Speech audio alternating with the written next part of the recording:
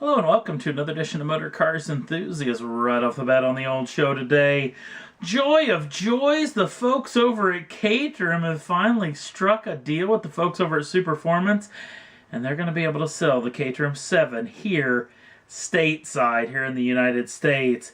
Very, very exciting news. It's going to be called the 7360, which is actually based on the same specification as the Road Sport 175.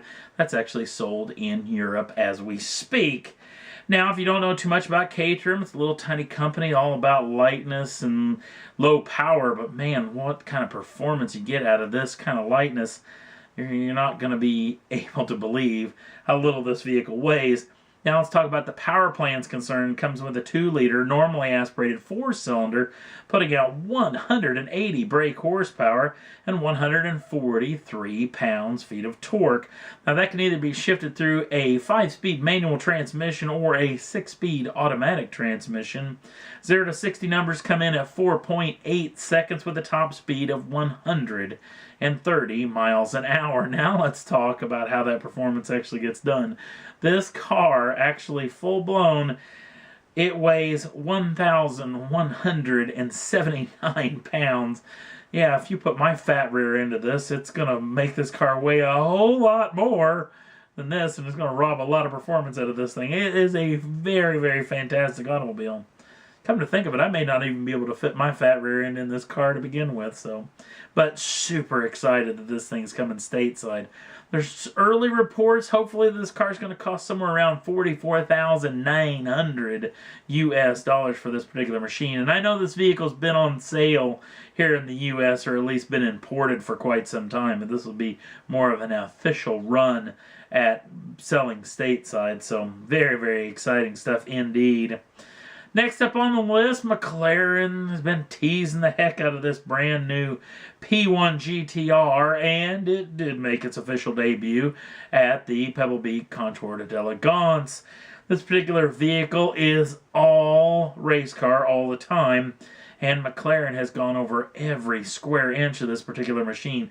Full-blown slicks, fully adjustable suspension on it, fully adjustable wing settings and everything like this. All about making ultimate track time the ultimate. And there's talk that this vehicle may make a hit at the 24 Hours of Le Mans, but that's still in early settings because this is still a design concept from the folks over at McLaren. A lot of talk about what it's going to take if you actually want to own one of these machines. You have to go through a whole driving classes and get in McLaren's simulator out walking. A lot of stuff got to go into you being able to own this particular machine. Now let's get a little bit of the nitty-gritty as far as the power is concerned. The original P1 put out a very, very impressive 903 brake horsepower, but this thing in full race specs with a lot of the restrictions off of it as far as the EPA numbers and whatnot that this vehicle actually has to hit, is going to be making well closer to 1,986 brake horsepower for this particular machine as well. So very exciting piece of kit. Hopefully we'll hear a lot more about this as it gets closer to this thing going into production. If McLaren actually does put it into production, they've been long teasing it for a long time, so hopefully this thing will get some more official numbers very soon.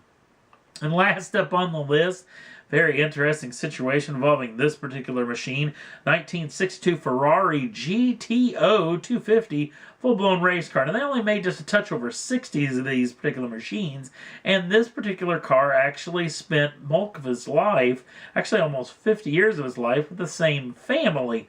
And they actually had a ton of fun vintage racing this particular machine. They put this thing up for auction, and you will barely be able to believe, and it really shows that the economic downturn that we've been going through over the past several years may be getting a lot closer to coming out of it when you got people laying this kind of jack down for this particular machinery. This car sold at auction in California for $38,115,000 US. Yes, that is a world record auction price for a machine like this, so it's pretty doggone impressive. And like I said, good news for the world economy moving forward, that people are willing to loosen up their purse strings that wide. And I'm sure that family probably wouldn't have vintage racists near as much if they thought this car was going to go for this kind of cash. But intriguing little story nonetheless. And that's all there was that I thought was worth talking about for this edition of Motor Cars Enthusiasts.